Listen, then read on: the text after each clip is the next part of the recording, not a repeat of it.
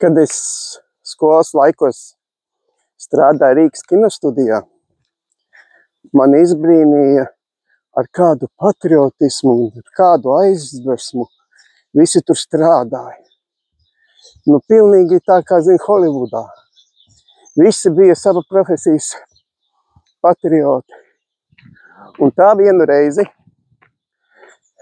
kad es ierados darbā, man pateica, ka tiek filmēta filma Šahs Brīļantkaralienei. Nu ko? Es iegāju butaforu cehā un skatos.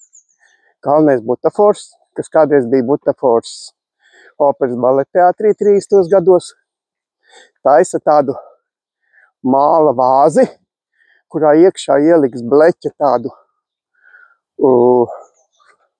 glāzīti, un tad viņš viņu apūta, apstrādāja un izstījās pēc tam kā vāze.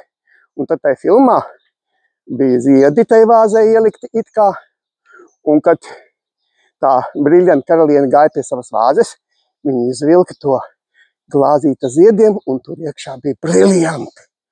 Var sakot, kino ir viena liela šmaukšanās. To es sapratu, kad strādāju Rīgas kinostudijā. Un lai tevi neapšmauktu, dodies uz pašvaldības vēlēšanām un balso par progresīviem, un tad būs viss labi.